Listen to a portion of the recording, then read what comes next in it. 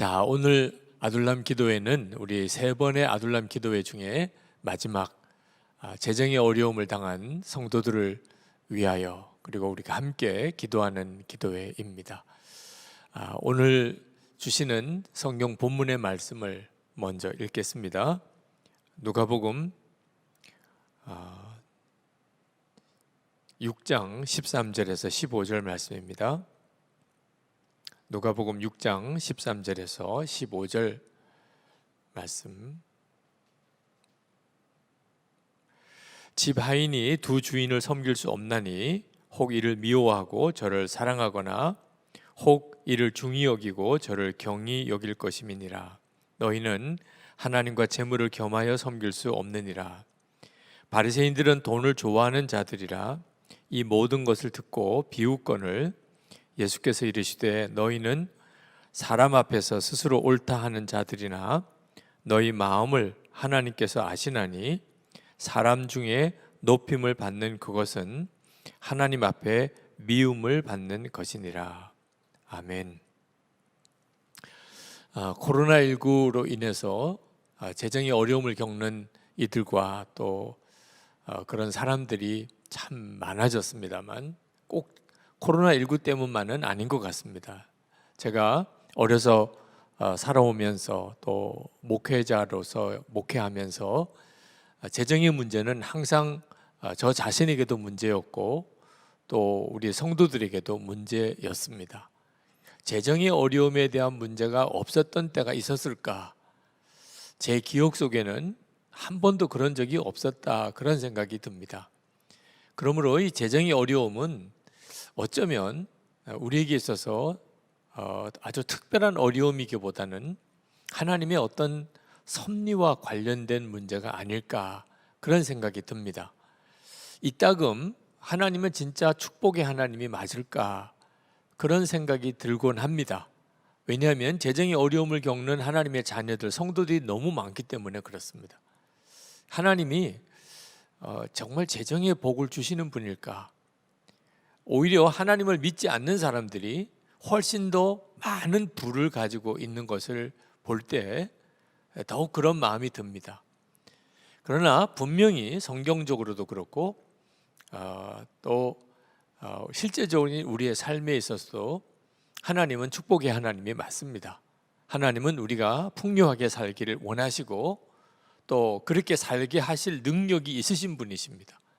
천지가 다 하나님의 것이니까요. 그런데 하나님은 우리에게 무조건 우리가 하나님의 자녀라고 우리에게 재정적인 부유함을 주시지는 않으시는 것이 분명합니다. 분명히 우리의 자녀들이 부유하게 경제적으로 넉넉하게 살기를 부모라면 당연히 원하는 것과 똑같이 하나님께서도 우리가 부유하게 살기를 원하시지만 그러나 부유하게 살게 늘 만드시지 않으시고 오히려 재정의 연단을 주시는 때가 훨씬 많습니다. 성경을 읽어보아도 하나님께서 정말 재정적인 복을 주셨던 하나님의 사람들도 다 재정의 연단을 받았음을 알 수 있습니다. 아브라함도 그렇죠. 복의 근원이라고 하지만 아브라함도 오랜 기간 동안 그는 연단을 받았습니다. 다윗도 아주 무서운 연단을 받았습니다. 욥도 그랬죠. 하나님께서 이렇게 재정의 복을 마음껏 부어주실 수 있으면서도 하나님이 우리에게 오히려 재정의 연단을 주시는 것처럼 느껴지는 이유, 그건 재정에 영적인 문제가 걸려있기 때문에 그렇습니다. 단순히 우리가 하나님께서 재정을 풍요하게 해주시는 하나님이라고만 믿을 수가 없는 요소가 하나 있습니다. 그건 재정과 관련하여 마귀가 역사하는 것 때문에 그렇습니다. 마귀가 재정에 관여합니다.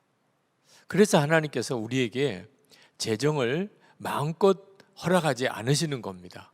잘못하면 우리가 마귀에게 사로잡혀 버리기 때문에 그렇습니다. 재정에 대한 연단, 성경에 나오는 연단 중에 가장 대표적인 경우가 욥이죠. 그죠? 욥은 당대의 가장 큰 부자였다가 그 모든 소유를 하루아침에 다 잃어버렸습니다. 그런 무서운 재정의 연단을 받았는데 그 배경에는 마귀가 있었습니다. 마귀가 하나님 앞에서 욥을 이렇게 참수합니다. 욥기 1장 9절에 보면 사탄이 여호와께 대답하여 이르되 욥이 어찌 까닭 없이 하나님을 경외하리까. 그러면서 11절에 가서 이제 주의 손을 펴서 그의 모든 소유물을 치소서. 그리하시면 틀림없이 주를 향하여 욕하지 않겠나이까. 그러니까 욥에게 당한 이 재정의 무서운 연단은 사실은 그 배경에 마귀의 참소가 있었던 겁니다. 어떤 참소냐면 사람은 하나님이 잘해 주시면 하나님을 믿고 하나님이 잘해 주시지 않으시면 하나님 떠납니다. 그게 사람입니다. 이게 정말 무서운 참소죠.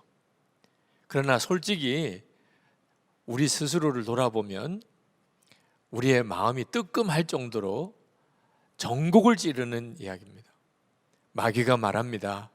하나님 잘해줘 보세요. 그러면 잘 믿지요. 하나님 찬양도 하고 하나님께 충성도 하죠. 하나님 그 재정을 한번 거둬가 보십시오. 그러면 다 하나님 저주하고 떠나버립니다. 그러니까 여러분, 나는 신앙생활 잘하려고 했는데 그런데 이상하게 재정에 연단이 온다. 그러면 이제는 명심해야 합니다. 전에는 혹시 몰랐다 하더라도 이제는 상황을, 영적인 어떤 상황이 벌어지는지를 보아야 하는 거예요. 마귀가 너 이래도 하나님을 믿을 거니? 이렇게 말하는 상황입니다.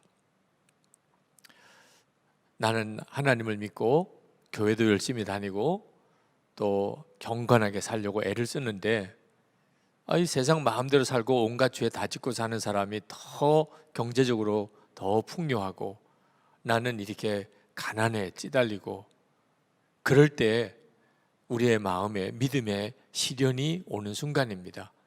이렇게 해도 하나님을 믿을 거냐? 바로 이 점 때문에 하나님께서 우리에게 무조건 재정적인 풍요를 주시지 않으시고 우리에게 재정의 연단이 오는 겁니다. 그래서 우리가 이 재정의 연단을 당할 때 재정의 문제에 있어서 하나님의 인도하심을 반드시 받아야 하는데 그 하나님의 인도하심이 세 가지가 있습니다. 재정적인 문제로 인해서 여러 가지로 마음에 부딪힘도 있고 또 지금 그 문제로 인한 어려움을 겪고 있으신 분, 하나님이 지금 이 상황에서 우리를 향한 인도하심이 세 가지가 있습니다. 그 첫 번째는 탐심을 버리라는 겁니다. 탐심은 재정에 있어서 하나님이 우리를 연단하실 가장 중요한 이유입니다. 이 탐심이 바로 마귀의 역사이기 때문에 우리가 재정을 사용할 때 이 돈에는 반드시 영적인 역사가 함께 온다는 것을 알아야 하는데 지금 여러분에게 마귀가 이 돈 문제를 가지고 역사했는지 안 했는지는 여러분 스스로가 자기를 속을 들여다보면 압니다. 그게 바로 돈에 대한 욕심입니다. 돈에 대한 욕심이 있다면 여러분 마음 안에 마귀가 무섭게 역사하고 있는 겁니다. 부자가 되고 싶은 사람, 여러분 정직하게 한번 여러분 스스로를 한번 마음을 살펴서 대답해 보세요. 부자가 되고 싶으십니까? 자, 그렇다면 그로 인해서 파멸과 멸망에 빠지게 된다. 디모데전서 6장 9절에 10절에 보면 부자가 되려는 사람은 파멸과 멸망에 빠지게 된다. 그러니까 부자가 되려는 마음 자체가 이제는 영적인 분별을 해야 합니다. 돈을 사랑하는, 여러분 돈 사랑하는 마음이 있습니까? 아마 있으실 겁니다. 근데 이 돈을 사랑하는 것을 전에는 그저 사람이면 다 돈 사랑하는 거지 뭐 돈 사랑하지 않는 사람 누가 있어 이렇게만 생각했었다고 한다면 이제는 정확한 영적인 상태를 보아야 됩니다. 돈을 사랑하는 것이 일만 악의 뿌리라는 거예요. 그러니까 이건 전적으로 마귀가 역사하는 겁니다. 탐심이 뭐냐? 골로새서 3장 5절에 곧 우상 숭배라. 다시 말해 마귀를 숭배하는 거라는 겁니다. 자, 이것이 돈과 관련된 영적인 역사이기 때문에 하나님께서 우리가 이 점에 대해서 준비되지 않은 상태에서 우리에게 재물을 마음껏 주실 수가 없는 겁니다. 만약에 마음에 탐심이 있는 사람, 부자 되고 싶은 사람, 돈을 사랑하는 마음이 있는 사람은 재물이 복이 아니고 독인 것입니다. 아브라함의 조카 롯이 소할 땅을 택하여 갔습니다. 그는 마음에 풍요함에 대한 갈망이 있었던 거죠. 그게 바로 탐심인 거죠. 아간이 여리고성이 무너졌을 때 하나님이 그 여리고성에 있는 재물은 다 하나님의 것이니까 누구도 손대지 마라. 근데 아간이 그것을 재물을 숨깁니다. 마음에 탐심이 역사하니까. 그리고 아간과 그 집안이 다 죽지요. 엘리사의 종 게하시가 나병에 걸린 나아만 장군, 절대로 그가 가져온 예물에 손대지 말라고 그렇게 엘리사가 당부했는데도 게하시가 그 나아만을 쫓아가서 재물을 탐하지요. 그리고 나아만이 가졌던 나병을 고스란히 게하시가 뒤집었습니다. 아나니아와 삽비라 자기가 땅 팔아가지고 교회에 헌금했는데 마음에 아까운 마음이 들어서 일부를 감추고 그 땅값 다라고 거짓말한 것 때문에 죽어 나갔어요. 그때 베드로가 내 마음에 어찌하여 마귀가 가득하냐 그렇게 이야기를 했습니다. 그러니까 여러분, 재정을 위해서 우리가 하나님께 기도합니다. 하나님, 재정이 어렵습니다. 재정을 빨리 회복시켜 주세요. 하나님 축복의 하나님이시지 않습니까? 라고 기도할 때 우리가 먼저 우리 스스로가 정말 살펴야 하는 것이 내가 돈을 좋아하고 돈을 사랑하고 부자 되려고 하는 마음, 탐심이 내 속에 있는지를 스스로 살펴야 하는 거예요. 내 속에 마귀가 내 속에 가득한 상태에서 부유해지기만을 원하면 그 사람은 완전히 파멸인 거죠. 누가복음 16장 13절에 주님은 이렇게 말씀합니다. 집 하인이 두 주인을 섬길 수 없나니 혹 이를 미워하고 저를 사랑하거나 혹 이를 중히 여기고 저를 경히 여김이니라. 너희는 하나님과 재물을 겸하여 섬길 수 없느니라. 이렇게 말씀하세요. 하나님과 재물은 절대로 겸해 섬길 수 있는 대상이 아닙니다. 그러니까 우리 마음에 돈을 사랑하고 부자 되고 싶고 탐심이 있으면 이미 내 마음은 재물을 섬기고 있는 거예요. 자, 이렇게 말씀하시니까 바리새인들이 그 말을 듣고 예수님을 비웃었다고 그랬습니다. 그러니까 뭐 콧웃음을 치거나 벌써 안색이 벌써 안 좋은 거죠. 그때 성경은 그 바리새인들이 그렇게 하는 이유가 돈을 좋아하는 자들이라 이렇게 표현을 합니다. 바리새인들은 하나님의 율법을 철저하게 지키기로 소문난 사람들이에요. 그런데 그 사람들을 돈을 좋아하는 사람들이라고 딱 성경은 아주 딱 단정을 합니다. 겉으로는 하나님을 잘 믿는 것 같은데도 속으로는 돈을 좋아할 수 있다는 거예요. 이런 사람을 율법주의자라고 말합니다. 왜 율법주의자들이 돈을 좋아할까요? 이유는 그들은 은혜라고 하는 개념이 없습니다. 그러니까 자기들이 하나님 앞에 복을 받을 만한 일을 했으니까 복을 받는다고 생각하는 거예요. 그리고 자기들이 복을 받았다면 복을 받은 증거가 분명히 나타나야 된다고 생각해요. 그러니까 부자가 되는 일은 대단히 중요한 문제예요. 만약에 자기들이 가난하다면 하나님 자기를 버린 증거예요.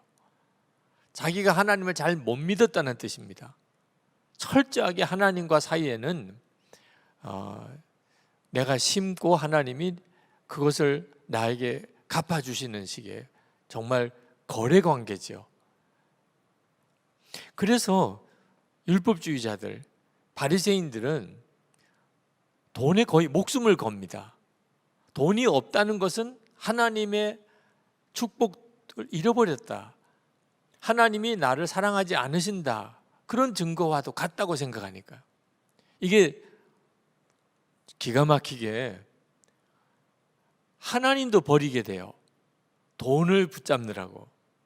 그래서 부자 청년이 와서 영생을 구할 때 예수님께서 내 가진 소유를 다 가난한 자에게 나눠주라, 그리고 나를 따르라. 자, 영생을 얻을 수 있는 정말 기가 막힌 주님의 초청을 받은 거예요. 그런데 가지고 있는 것을 다 가난한 사람에게 나눠주라고 하니까 그 말로 인하여 마음에 근심하여 떠나갔다고 그랬습니다. 영생도 포기하는 거예요.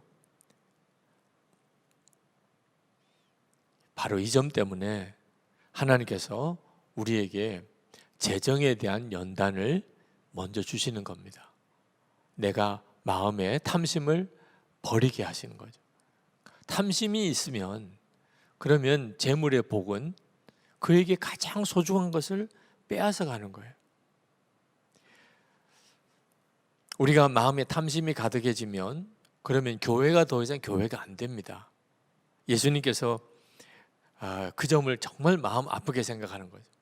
야고보 사도가 야고보서 2장 2절부터 이렇게 말씀합니다. 만일 너희 회당에 금가락지를 끼고 아름다운 옷을 입은 사람이 들어오고 또 남루한 옷을 입은 가난한 사람이 들어올 때에 너희가 아름다운 옷을 입은 자를 눈여겨보고 말하되 여기 좋은 자리에 앉으소서 하고 가난한 자에게 말하되 너는 거기 서 있든지 내 발등상 아래 앉으라 하면 너희끼리 서로 차별하며 악한 생각으로 판단하는 자가 되는 것이 아니냐. 자, 이것이 바로 그때 당시에 그 교회 공동체, 야고보 사도가 당시의 교회 공동체에게 하는 이야기예요. 부자가 들어오면 대접받아요. 아, 우리 교회에 부자가 왔구나. 아, 사람들이 다 좋아해요. 오면 다 장석에 앉혀요. 가난한 사람이 들어와요. 거들떠보지도 않아요. 내 저 밑에 가서 있든지 말든지 서 있든지 앉든지 관심도 기울이지 않아요. 그때 당시에 초대교회 회당에 이런 문제가 생겼다는 거예요. 왜 이런 문제가 생긴 거죠? 세상 기준이 성도들의 마음에도 들어온 거예요. 모든 것을 다 그 사람이 가지고 있는 소유가 많고 적음에 따라서 판단하는 거죠. 이것을 악한 생각이라고 그렇게 말했는데 그게 바로 탐심인 겁니다. 그러면 교회 공동체가 더 이상 교회 공동체가 되지 않아요. 자, 요즘 우리 한국 교회 가지고 있는 심각한 문제예요. 교회 성도들 안에 세상에서 가지고 있는 그 사람의 어떤 부에 따라서 그 사람을 대하는 태도가 달라진, 우리 교회 공동체는 그 점에 대해서 다 극복이 되었나요? 하나님은 어떠실까요? 하나님은 정반대로 오히려 가난한 자를 택하신다고 말합니다. 그 이어서 야고보서 2장 5절부터 제가 읽어보겠습니다. 내 사랑하는 형제들아 들을지어다. 하나님이 세상에서 가난한 자를 택하사 믿음에 부유하게 하시고 또 자기를 사랑하는 자들에게 약속하신 나라를 상속으로 받게 하지 아니하셨느냐. 너희는 도리어 가난한 자를 업신여겼도다. 부자는 너희를 억압하며 법정으로 끌고 가지 아니하느냐. 그들을 너희에게 대하여 일컫는 바 그 아름다운 이름을 비방하지 아니하느냐. 하나님은 가난한 자를 택하신다는 거예요. 이건 정말 우리에게 너무너무 중요합니다. 단순히 우리가 돈 때문에 걱정하고 가난 때문에 힘들다 이런 정도의 문제가 아닙니다. 우리가 우리 자신이 진짜 구원받은 하나님의 자녀, 구원받은 그 영혼인가, 우리 교회가 정말 예수님이 내 교회다, 천국 공동체라고 할 수 있는 그런 교회인가 아닌가가 결정나는 거예요. 탐심은요 정말 무서운 마귀의 역사입니다. 요한계시록에서 예수님은 아주 가난했던 서머나 교회를 부유하다고 말했습니다. 요한계시록 2장 9절에 내가 내 환난과 궁핍을 알거니와 실상은 내가 부유한 자니라. 보는 눈이 완전히 다른 거예요. 세상적인 기준으로 보는 거하고 하나님이 보시는 기준으로 보는 게 완전히 달라 보인다는 겁니다. 우리는 세상에서 돈 많은 사람, 당연히 그냥 돈 많은 것처럼 보이죠. 하나님은 라오디게아 교회, 부자였던 교회 이렇게 말씀합니다. 요한계시록 3장 17절에 내가 말하기를 나는 부자라 부유하여 부족한 것이 없다 하나 내 공고한 것과 가련한 것과 가난한 것과 눈먼 것과 벌거벗은 것을 알지 못하는도다.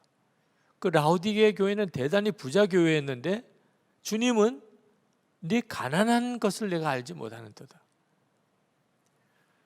그러니까 우리가 이제는 알아야 합니다. 우리가 세상의 눈으로, 인간의 눈으로, 사람의 눈으로 보는 거하고 우리 하나님이 보시는 눈이 완전히 다르다는 거예요.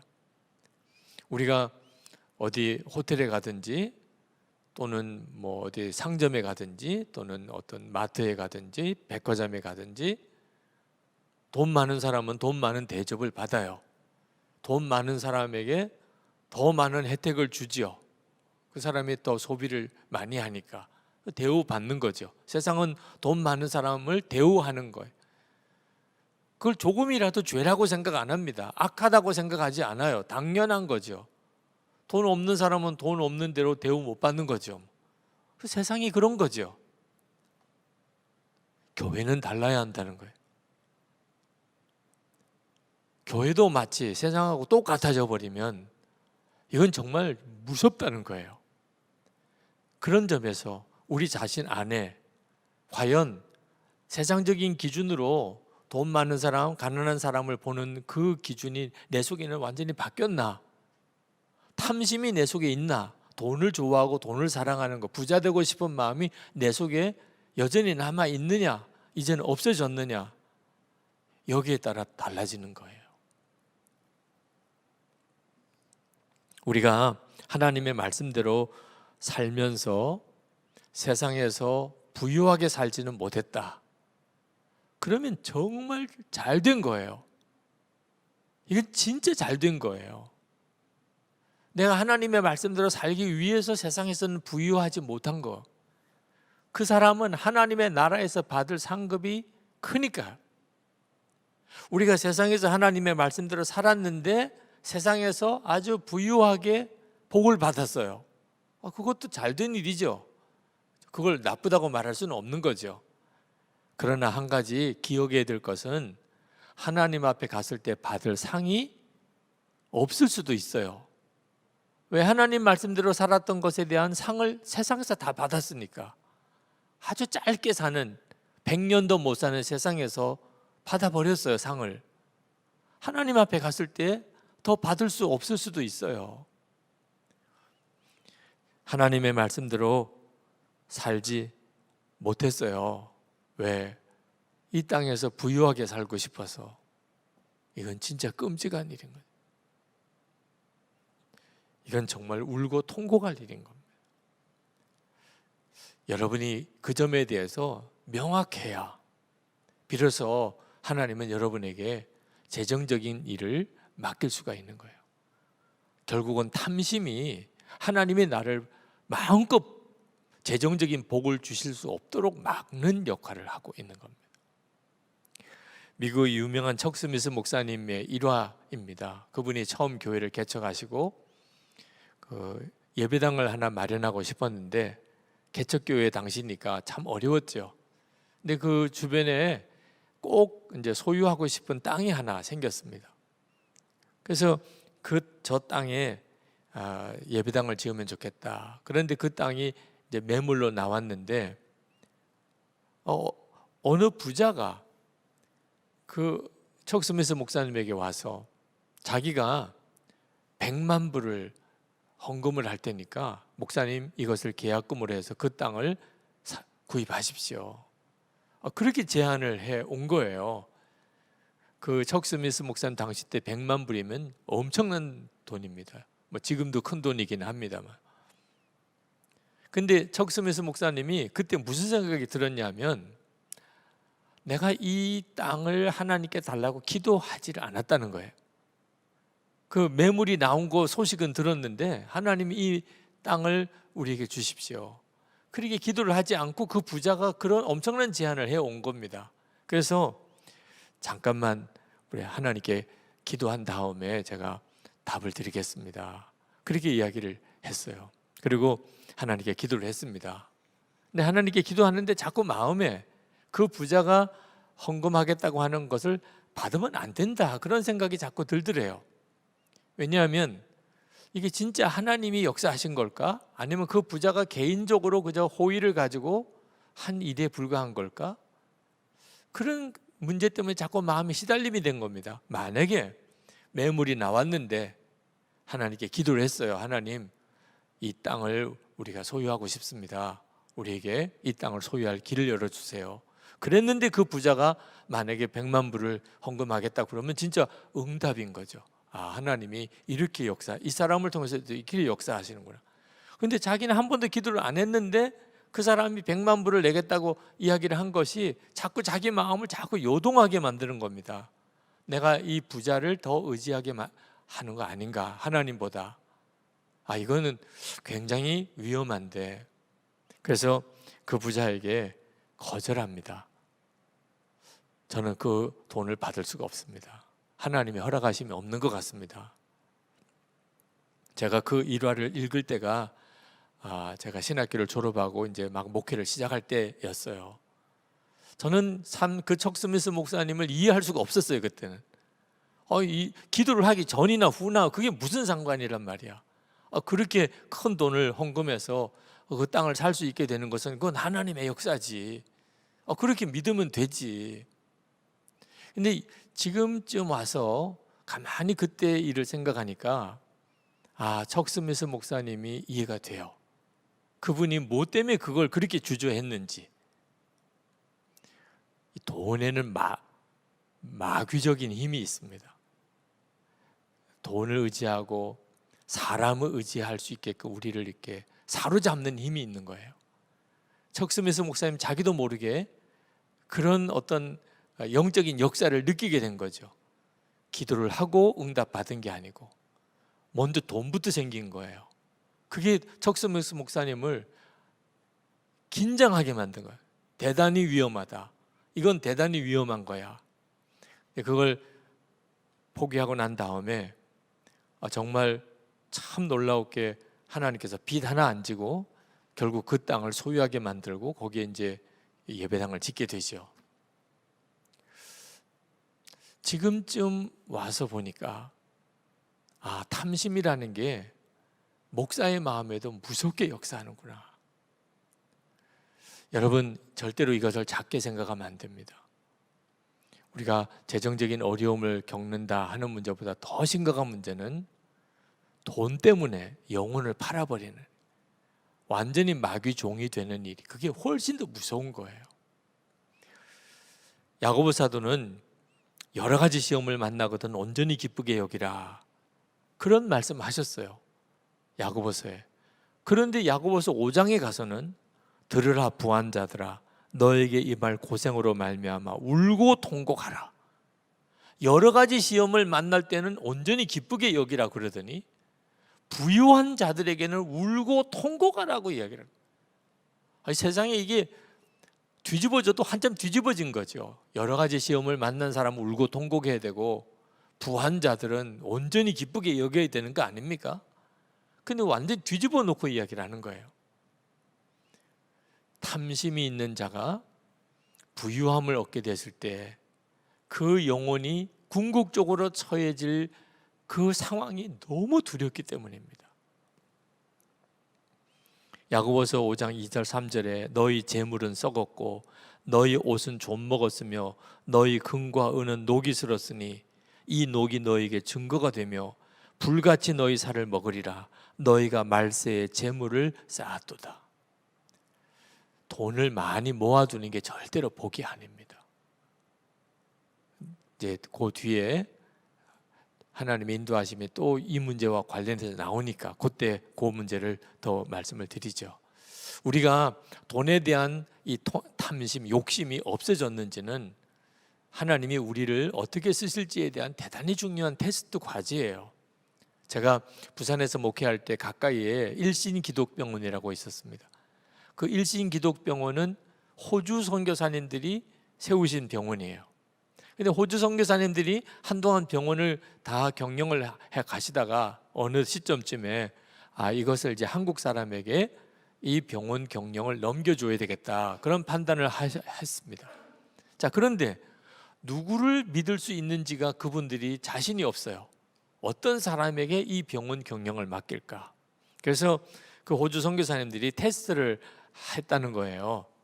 그들이 사무실에서 같이 일하는 직원들이, 이제 한국 직원들이 같이 사무실에서 같이 일을 하는데, 선교사님이 퇴근하면서 책상 위에다가 돈을 놓고, 그냥 서랍에 안 놓고 금고에 안 놓고 그냥 돈을 책상 위에다 올려놓고 먼저 퇴근을 해버리는 겁니다. 그러면 이제 남아있는 한국 직원들이 뒷마무리를 하고 문 단속을 하고 나가는 거죠. 자, 그 돈, 선교사님 책상 위에 있는 그 돈, 그거 그 다음 날 어떻게 됐을까? 선교사님이 이제 출근해서 보는 거예요. 그 한국 직원이 그 돈을 어떻게 했는지. 그런 테스트를 거쳐서 돈에 대하여 일절정직한 사람, 마음에 돈에 대한 탐심을, 사람은 누구나 마귀의 충동을 받지만 그것을 능히 이겨낼 수 있는 사람이 누군지, 그래서 그 병원 경영을 맡길 한국 스텝을, 직원을 선택했노라 한 이야기를 그 병원에 가서 들었어요. 지금도 똑같이 하나님이 하십니다. 우리에게 때때로 재정의 테스트가 와요. 이 돈을 어떻게 사용하는가 하나님은 아십니다. 여러분, 이 일을 항상 명심해야 합니다. 두 번째로 하나님이 우리를 인도하시는 것이 염려하지 말라는 거예요. 염려하지 마라. 여러분, 사람은 누구나 다 살아가면서 마음에 크고 작은 염려거리가 있습니다. 사람이니까요. 그런데 하나님은 염려하지 말라고 계속 성경을 말씀하세요. 염려는 이 자체가 또 하나의 무서운 악한 영의 역사입니다. 누가복음 21장 34절에 보면 너희는 스스로 조심하라. 그렇지 않으면 방탕함과 술 취함과 생활의 염려로 마음이 둔하여지고 뜻밖의 그날이 덕과 같이 너에게 임하리라. 염려도요, 무서운 악한 영의 역사예요. 사실 염려가 마음에 있으면 하나님의 일 못합니다.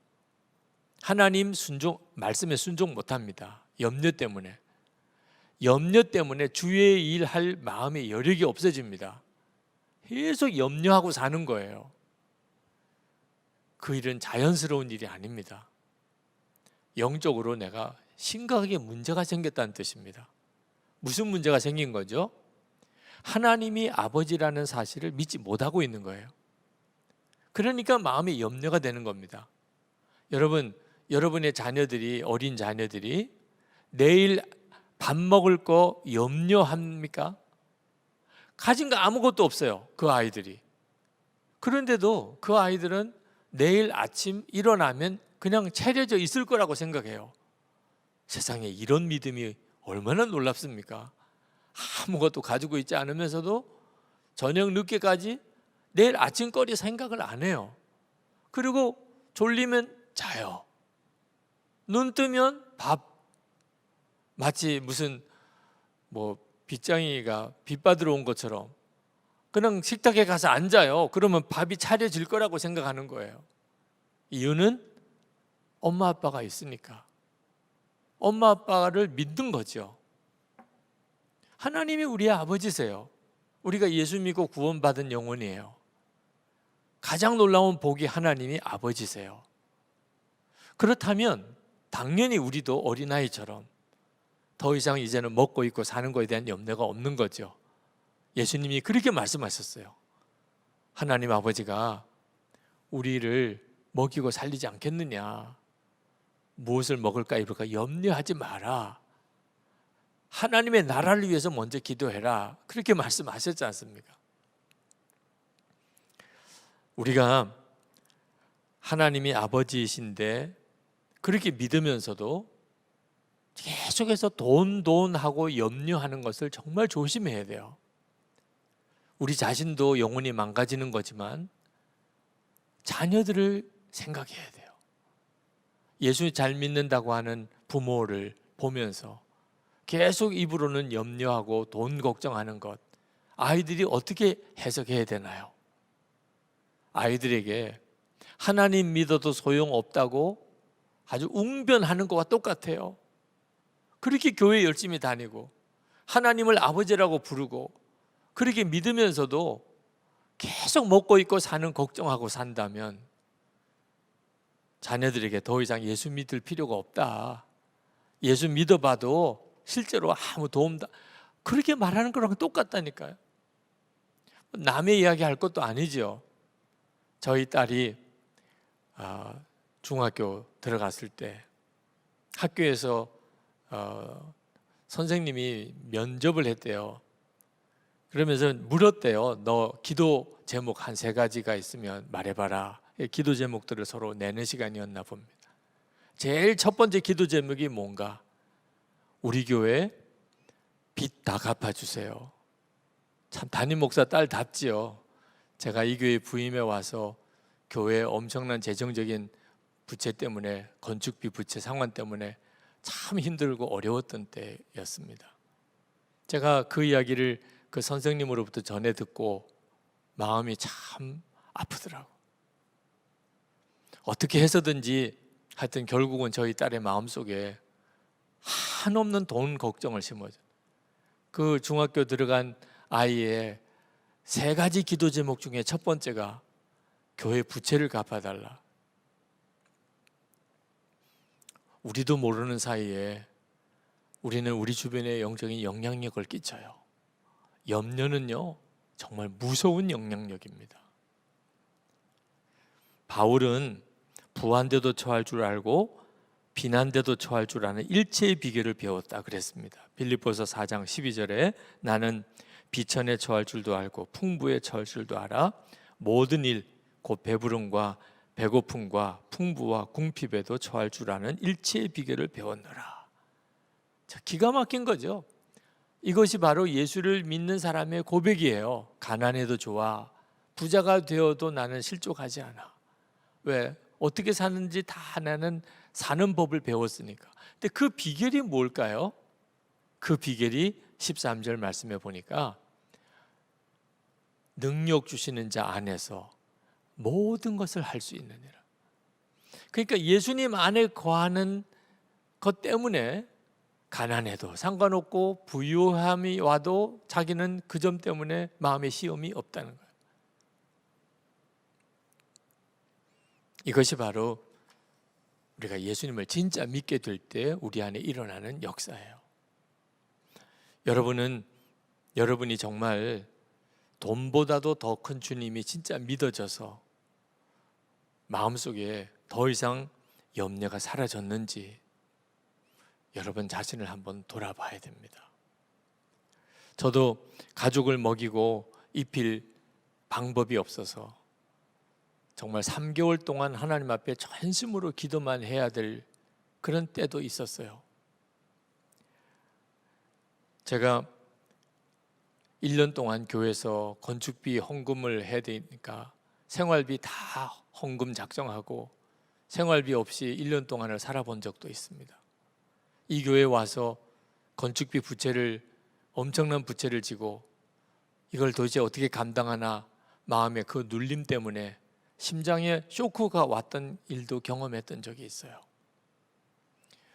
그런 재정적인 어떤 무서운 어떤 염려가 다가올 때 그때마다 이길 수 있었던 길은 나는 죽었습니다. 그 고백이었어요. 십자가에서 예수님과 함께 우리가 십자가에 함께 죽었고 이제는 예수님의 생명으로 살게 되었다. 로마서 6장 3절 4절의 그 복음, 갈라디아서 2장 20절의 그 복음을 그대로 살아내지 않으면 염려를 이길 수 있는 길이 없었어요. 그리고 지금 여기에 와 있는 거예요. 하나님은 우리를 반드시 염려하지 않고 사는 훈련을 하게 하시는데 주님을 바라보는 눈을 분명히 뜨게 하실 때 그렇게 됩니다. 강화도에 있는 어느 교회가 필리핀 선교를 갔을 때예요. 근데 필리핀에 도착을 해서 숙소에 들어갔는데 충격적인 이야기가 들린 거예요.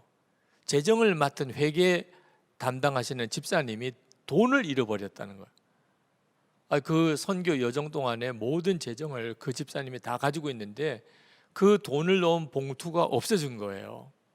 분명히 돈을 가지고 비행기를 탔고, 그리고 비행기에서 내려서 입국을 했고, 그리고 택시를 타고 숙소에 왔는데 거기서 가방을 열어보니까 돈 봉투가 없는 겁니다. 다들 멘붕 상태에 빠져. 이제 이 선교 여정 동안 어떻게 우리가 이 여정을 감당하며 또 우리가 어떻게 생활도 하며, 그래서 다들 모여서 심각하게 논의를 하고 비상금 있는 거 다 꺼내라. 그래서 다들 가지고 있는 비상금, 선교 여행을 오긴 왔지만 그래도 외국을 나온 거니까 혹시라도 이것저것 쓸 거 있지 않을까, 혹시 살 것도 있지 않을까 생각해서 모아둔 거 다 꺼내놓을 수밖에 없었어요. 그래가지고 그 비상금 다 모아가지고 선교 여정은 이제 겨우 감당을 했습니다. 그리고 이제 공항으로 이제 귀국하려고 공항으로 갔는데 공항 가는 택시를 불러다가 이제 갔는데 어느 한 팀이 택시를 타보니까 자기들이 공항에서 숙소까지 올 때 그 택시들이에요. 그 기사도 그렇고 차도 그렇고. 그때 누가 한 분이 무슨 생각이 번뜩 들었냐면 혹시 돈을 택시에 흘린 건 아닐까? 그런 생각을 해서 자기가 앉아있는 뒷자리에 그 의자에 등 받침하고 앉는 시트 사이에 그 틈 사이를 이렇게 손을 집어넣어 가지고 다 봉투가 만져지더래요. 그러고 보니까는 회계 집사님이 거기 앉았다가 그리고는 그 봉투를 빠뜨리고 거기에 들어간 거예요. 그리고는 그 여정 내내 그 택시가 돌아다니고 영업을 했는데도 누구도 그걸 못 발견한 거죠. 그리고 선교팀이 마지막 돌아오는 길에 그걸 찾은 겁니다. 공항에서 난리가 났겠죠. 돈 찾은 것도 참 기가 막히고 그 과정도 기가 막히고, 무엇보다도 돈 하나도 없이 그 선교 여정 다 마치고 이제는 선교비 통째로 다 다시 되찾은 거예요. 그래서 그 선교사님 학교 설립하는 과정에 필요한 재정으로 마지막 헌금 다 드리고, 어차피 그 돈은 선교비로 쓰려고 가져온 거니까. 그리고는 돌아왔었노라고. 그러면서 이제 비행기 타고 오면서 선교팀 안에 이제 정말 간증이 막 풍성해진 겁니다. 한 분이 그런 이야기를 하더래요. 돈을 잃어버리고 비상금까지 다 털어내고 난 다음에 딱 마음에 정리가 되더래요. 물건 살 거, 돈이 없으니까 물건 어떻게 사요? 쇼핑할 생각, 돈이 없는데 어떤 쇼핑을 해요? 그냥 오직 주님만 바라보고, 그리고 정말 선교지 가는 데마다 그 현지인들 섬기고 기도하고 복음 전하는 거에만 올인할 수 있었다. 돈이 없으니까 그렇게 되더라는 거예요. 그리고 자기가 가장 놀라운 복을 받았다. 해외 나오는 길에 면세점도 들러보고 뭐도 사고 이렇게 생각을 처음에 나올 때는 그런 생각도 가졌는데 그게 싹 없어졌다는 거예요. 하나님께서 우리에게 때때로 재정에 대해서 우리가 스스로 생각하기에는 이렇게까지 하셔야 됩니까? 라고 우리를 몰아가실 때가 있는데, 하나님이 원하시는 것은 주님만 바라보라는, 실제적인 체험을 주시려고 하는, 돈 없이도 살 수 있다는 것을 우리에게 실제로 경험하게 해주시려고 하십니다. 주님만 함께 계신다면. 끝으로 세 번째 하나님의 인도하심은 주라는 거예요. 주라는 거. 하나님께서는 우리에게 먼저 받으려고 하지 말고 먼저 주라고 하시는 거예요. 누가복음 16장 38절에 주라, 그리하면 너에게 줄 것이니 곧 후이 되어 누르고 흔들어 넘치도록 하여 너에게 안겨주리라. 너희가 헤아리는 그 헤아림으로 너희도 헤아림을 도로 받을 것이니라. 하나님께서 이렇게 우리에게 먼저 주라고 하시는 거, 그 다음에 하나님이 넘치도록 안겨주시겠다고 하셨는데, 이렇게 먼저 줄 수 있는 것은 우리가 복이 있는 자이기 때문에, 돈을 많이 벌어서 복을 받는 게 아니고 우리는 돈이 있으나 없으나 이미 복이 있는 자예요. 복이 있는 자의 특징은요, 주는 거예요. 복도 없는 사람이 움켜쥐는 겁니다. 그러니까 어떤 사람이 많은 사람에게 이렇게 나눠줘요. 그 사람은 참 풍성한 사람인 거죠. 어떤 사람은 많이 가지고 있는 것 같은데도 계속 움켜줘요. 참 불쌍한 사람인 거죠, 영적으로. 우리가 하나님의 자녀가 되었다면 당연히 우리는 정말 복 있는 자죠. 그러니까 우리는 주는 자의 복을 받았다는 거예요. 이 점을 항상 명심하라는 겁니다. 그리고 그 복은 이 세상에 쌓여져 있는 게 아니고 하늘에 쌓여져 있는 거라는 거예요.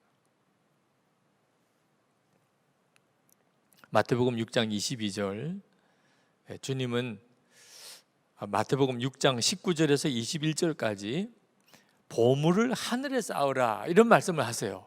보물을 하늘에 쌓으라. 그러고 난 다음에 22절부터 눈에 대한 말씀을 하십니다. 눈은 몸의 등불이니 그러므로 내 눈이 성하면 온몸이 밝을 것이요. 23절에 눈이 나쁘면 온몸이 어두울 것이니 그러므로 내게 있는 빛이 어두우면 그 어두움이 얼마나 더하겠느냐. 자, 재물을 하늘에 쌓으라고 하고는 그 다음에 눈이 밝고 어두운 것에 대한 말씀을 하세요. 그 말은 눈이 뜨여야 한다는 겁니다. 하늘이 있다는 것에 대해서 듣기만 하지 말고 실제로 하늘이 있음을 보는 눈이 뜨인 사람이어야 비로소 주는 것이 얼마나 복 있는가를 알게 된다는 거예요. 우리 눈이 어두워졌다고 말하죠. 돈의 눈이 어두워졌다. 대부분 사람들이 그렇게 삽니다. 지금 돈의 눈이 어두워져서 하늘이 있는 걸 몰라요. 그래서 어떻든지 이 세상에서 돈을 쌓아두려고 해요. 그래서 완전히 마귀의 종로로 타는 겁니다. 돈이 없어서 힘든 것도 사실이에요. 돈 없으면 정말 힘들죠. 그럼 돈 많으면 괜찮을까요? 돈 많으면 더 어렵습니다. 나는 어려워도 좋으니까 돈이라도 한번 많아져 보면 좋겠어. 하나님이 그럴 기회를 주실지도 몰라요. 근데 실제로 정말 돈이 많아서 사람이 안 되는, 완전히 이성을 잃어버린 사람들 얼마나 많은지 몰라요. 돈 때문에 건강 잃어버린 사람, 제정신 아닌 거죠.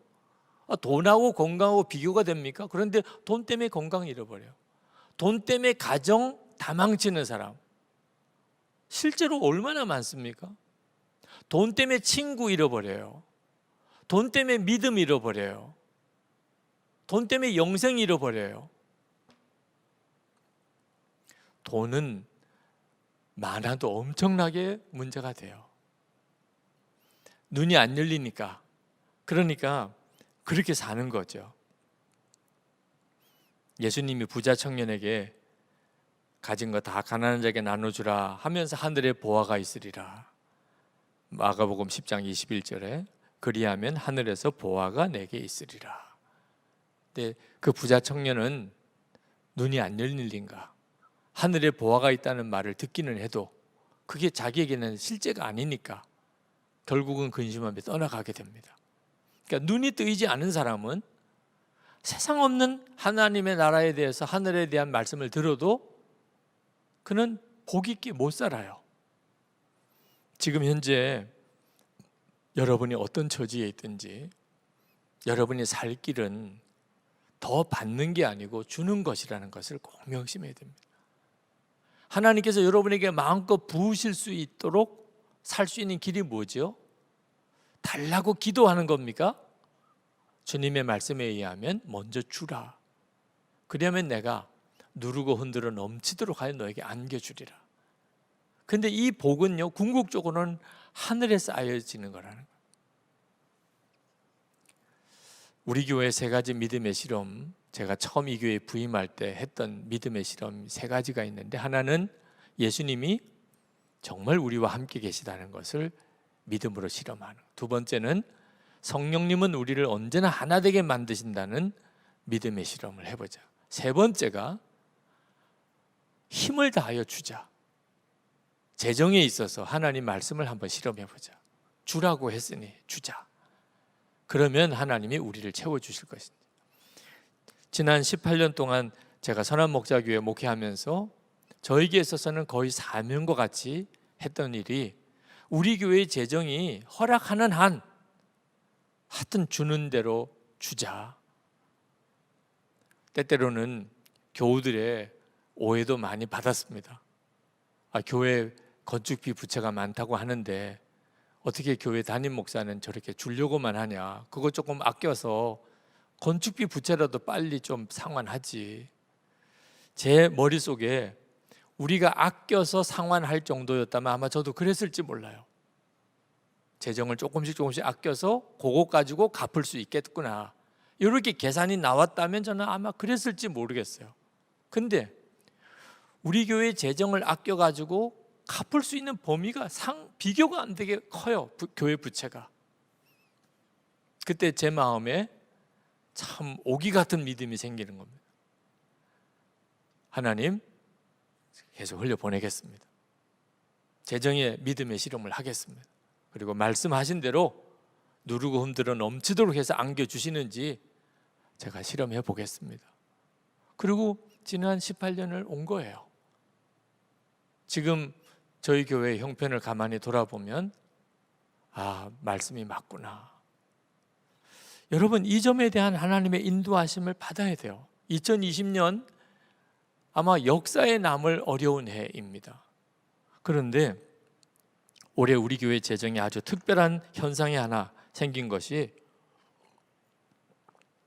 제가 이 교회에 부임해 온 이래 가장 많이 도운 해예요.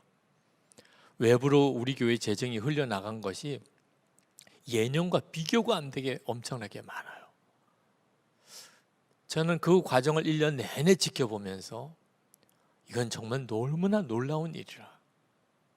우리 교우들 중에 구제연금 어려움을 당한 사람의 소식을 들으면서 자기도 어렵지만 계속 구제연금을 이렇게 작정하고 흘려보내는 분들을 이렇게 봅니다. 그분들을 소개하고 싶은 마음도 있어요. 그런데 본인들이 극구 그것을 원하지 않으니까 누가 어떻게 헌금한 것에 대해서 일절 제가 광고하거나 알린 적이 없어요. 근데 참 많은 분들이 재정적으로 어려운 사람을 도와주세요, 어려운 교회를 도와주세요, 어려운 선교사님을 도와주세요, 어디에 어렵다는 이야기가 있으면 그렇게 헌금들을 많이 하셨어요. 저는 그래서 2020년이 절대로 어려운 해만은 아니라고 확신하는 거예요. 2020년에 믿음의 이 섬긴 주는 씨가 엄청나게 뿌려진 해예요. 하나님은 역사하고 계신 거죠. 하나님의 역사가 아니라면 있을 수가 없는 일이에요. 이 땅에서도 하나님이 그 증거를 주시겠지만 무엇보다 하늘나라에서 받을 상급이 엄청난 거예요. 며칠 전에 제 아내가 교회 성전 기도하러 저녁에 나오면서 늘 성경책 기도 노트 이렇게 가지고 교회 와서 예배 드리는 거니까, 기도하는 거니까 지갑도 빼놓고 가방도 빼놓고 성경책하고 노트만 들고 교회를 와서 기도를 했는데, 그날따라 갑자기 마음에 돈을 조금 마련해서 봉투에 가지고 갈 마음이 턱 생기더래요. 누군가를 만날 것 같은 생각도 들고.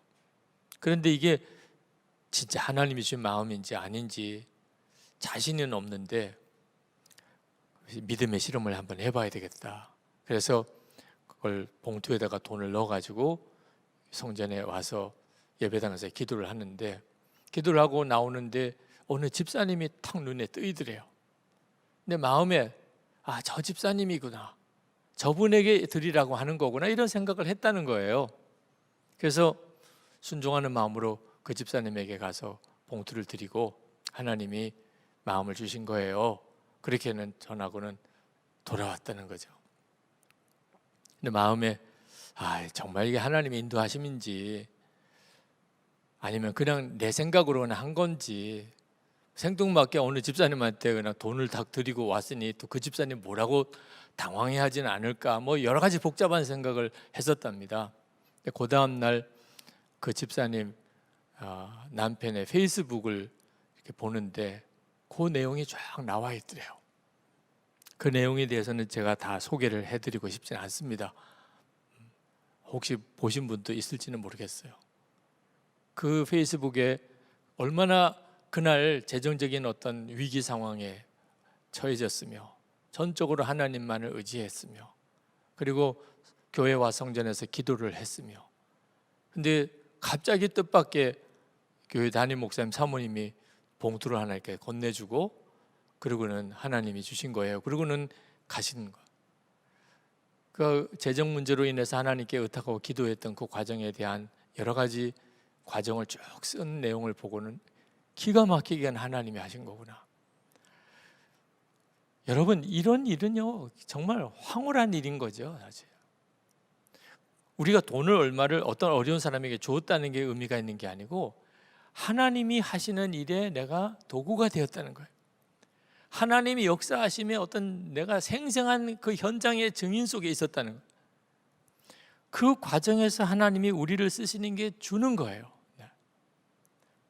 하나님이 어떤 사람에게 주려고 할 때 나를 통하여 그 사람에게 주는 방식으로 하나님이 역사하시는 거죠. 그렇게 쓰임을 받는 게 최고인 거예요. 저는 재물의 복이 이 은혜의 통로, 복의 통로라는 사실에 대해서 참 늦게 깨달았어요. 저는 재물의 복이 돈을 많이 가지는 것인 줄 알았어요. 다른 사람보다 훨씬 더 많은 부를 축적하는. 아니에요. 성경이 말하는 재물의 복은요 통로가 되는 거예요. 통로가. 돈은 엄청나게 많이 만져봐요. 근데 실제로 가진 건 없어요. 왜? 자기 게 아니니까. 다 나는 통로가 돼서 다른 사람에게 흘려보내준 거예요. 그게 바로 우리가 받는 재물의 복이에요. 그러니까 우리에게 있어서 매우 중요한 문제는 얼마나 많이 도왔느냐는 것도 중요하지만 얼마나 많이 남았느냐 하는 거예요. 얼마나 많이 남은 게 문제예요. 남은 게. 이 점에 대해서 여러분들이 분명히 깨달으셔야 돼요. 그러면 하나님이 여러분들을 정말 마음껏 쓰시기 시작해요. 그렇게 쓸 수 있는 사람이 적은 거예요. 지금 현재 내 처지가 어려운 처지라도 통로 역할을 얼마든지 할 수 있어요. 정말 빵 하나 잘해서 다른 사람에게, 없는 사람에게 나눠줄 수 있는 거죠. 누구에게도 줄 수 없을 만큼 아무것도 가지고 있지 않은 사람은 없어요. 또 누구로부터 도움을 받을 필요도 없을 만큼 완벽하게 다 가진 사람도 없어요. 우리가 하나님 앞에 정말 믿고 기도해야 될 축복은요, 하나님 나를 통로로 써주세요. 하나님으로부터 부어지는 은혜가 나를 통하여 주변에 있는 어려운 사람들, 많은 사람에게 흘러가게 해주세요. 저는 이것이 재정의 어려움을 만났을 때 그 재정의 어려움에서 우리가 일어날 수 있는 가장 복된 기도라고 믿습니다. 저는 선한목자교회 성도들, 오늘 이렇게 온라인 집회로 아들라인 기도회에 오신 재정으로 인해서 눈물 뿌려 기도하는 성도 여러분들이 하나님의 인도함을 정확하게 받을 수 있게 되기를 바랍니다. 절대로 탐심의 종이 되지 마십시오. 이 마귀입니다. 돈을 좋아하고 돈을 사랑하고 부자 되려고 하는 마음, 그건 완전히 마귀를 품고 있는 거예요. 이건 정말 예수님의 이름으로 단호하게 대적하여 내쫓아야 합니다. 두 번째, 절대 염려하지 마십시오. 하나님의 아버지이신 것을 진짜 믿으세요. 24시간 주님을 바라보려고 하는 그 까닭입니다. 그리고 주는 것이 그게 진짜 복인 것을 정말 믿으세요. 은혜의 통로가 되는 것이 최고의 축복입니다. 영적인 눈이 뜨이고 나면 한 번쯤은 이 재정의 고비를 넘기는 체험이 필요합니다. 그 다음엔 영적인 자유함이 와요. 재정에 대한 자유함이. 지금 여러분들이 바로 그 고비를 넘어가는 순간인지 모릅니다. 주님을 더욱 바라보시고 더 믿음으로 나가보세요. 주님께 진짜 맡기고, 그리고 지금 있는 형편에서 나누려고 애를 써보세요.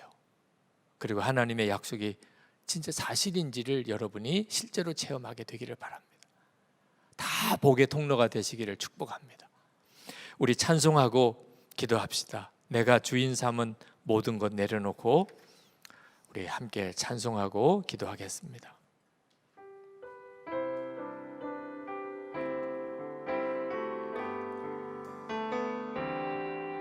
내가 주인 삼은 모든 것 내려놓고 내 주 대신 주 앞에 나가 내가 사랑했던 모든 것 내려놓고 주님만 사랑해.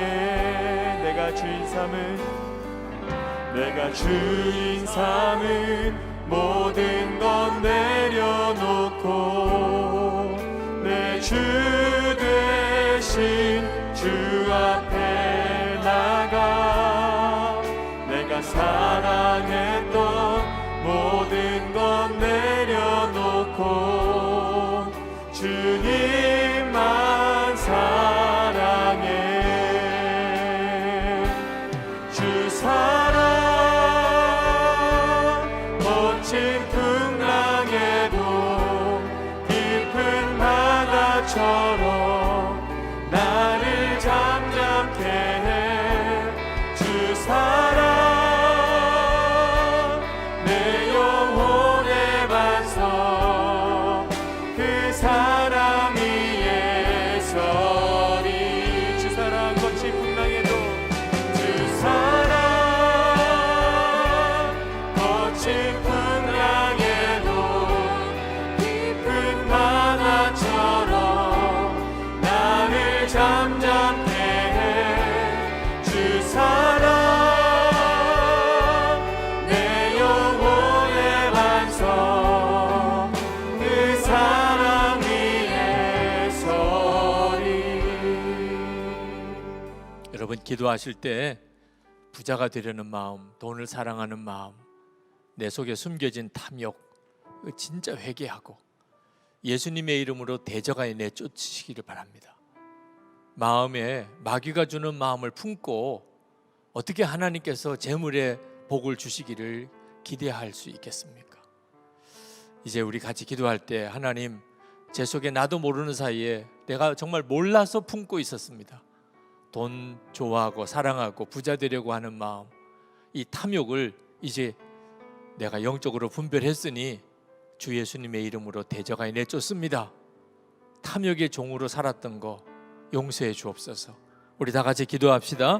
은혜와 사랑이 충만하신 아버지, 놀라우신 하나님의 은혜와 하나님의 역사하심, 아버지 하나님의 또한 사모하며 밝은 마음, 기도하신 마음 또한 하나님의 역사하심, 거룩한 마음을 하나님 또한 우리를 들어주시고 하나님 인자해 주시고 하나님 함께하시고 주님 하나님 바라보며 하나님 우리가 마음에 마음과 생각이 있었으면 하나님 고백합니다. 하나님 돈을 사랑하는 하나님 우리 마음속에 있는 탐심, 거친 풍랑에도 깨닫지 못하고 깊은 바다처럼 마음에 허락했던 것 나를 잠잠케 주님 앞에 진심으로 회개하고 주의 십자가 앞에 하나님 빛 가운데 계신 주님 하나님 자신이 온전히 정결해지기를 원합니다. 아버지 하나님 대적합니다. 하나님 마귀의 역사하시고 마귀의 역사하시고 하나님 주 예수님의 이름으로 대적합니다. 더 이상 마귀의 종, 탐심의 종 되지 않게 하여 주옵소서. 하나님 오늘 사랑하는 마음 진정하게 복받습니다. 나는 이미 죽으심을 선포하고 나갑니다. 하나님 하나님의 역사하심으로만 하나님 충만하게 채워주소서. 오늘의 제자의 문제 북한 연단 중에 있는 사랑하는 성도들 주의 보혈과 은혜로 깨끗함을 받게 하소서. 마음의 심령의 정결함을 받게 하소서.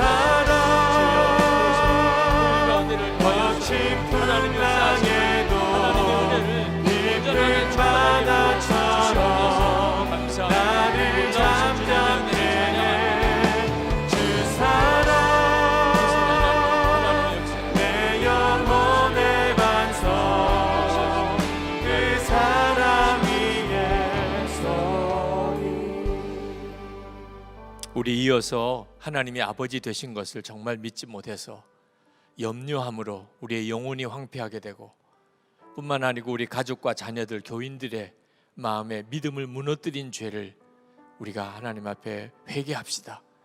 알지 못해서 그랬습니다. 염려가 하나님 아버지이신 것을 진짜 믿지 못하는 증거인 것을 깨닫지 못했습니다. 하나님, 이제는 온전히 주님을 바라보며 가난도 궁핍도 두렵지 않는 그런 믿음을 갖게 해 주옵소서. 염려에서 우리를 온전히 건져 주소서. 주를 바라보는 눈이 열리게 해 주소서. 기도하겠습니다. 은혜와 사랑이 충만하신 아버지 하나님, 내에서 사랑하는 성도들을 건져 주시기 원합니다. 하나님의 은혜로 지금 이 시간에 우리를 덮어주셔서 생활의 염려로 하나님을 하지 못하고 하나님 우리의 영적인 눈이 가려워지고 하나님 끊임없이 하나님 혼란, 가정 안에, 교회 안에, 공동체 안에 하나님 끊임없는 염려의 반복 속에 수렁에 빠져 들어가 있는 저희들을 주여 건져 주시옵소서. 주 예수님을 바라보며 하나님의 아버지 되신 것이 분명히 믿어지고 어린아이처럼 하나님을 먹고 있고 사는 모든 것을 주님께 다 내어 맡기고 오직 사랑만 하며 하나님 섬기며 베푸는 자로 그렇게 우리를 사용하여 주시기를 원합니다.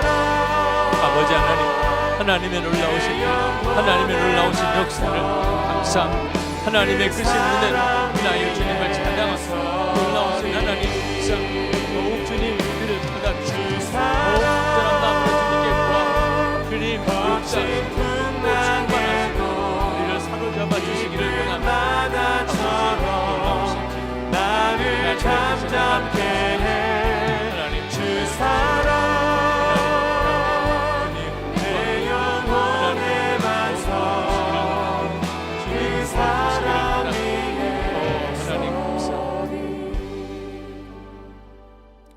저는 그동안에 제가 그렇게 큰 부자인 줄을 전혀 몰랐습니다. 실제로 그렇게 많은 돈을 가지고 살아본 적이 없었기 때문에. 그런데 진짜 부자는 은혜의 통로, 복의 통로가 진짜 부자라는 걸 깨닫고 아, 내가 참 부자구나 하는 걸 알게 되었습니다. 줄 수 있다면 부자인 거죠. 줄 수 있다면. 하늘의 보화를 정말 믿고 주는 사람이 되게 하소서. 많이 주는 자, 그 사람이 진정한 부자입니다. 주님, 제 형편에 나눠줄 수 있는 게 있으면 끊임없이 나누는 자로 살겠습니다. 하나님, 저를 받아주소서. 그리고 저를 통로로 삼으소서. 그렇게 쓰임을 받다가 주님 앞에 서게 해주소서. 우리 주여 3번 부르짖고 그리고 자유롭게 기도하겠습니다. 주여, 주여,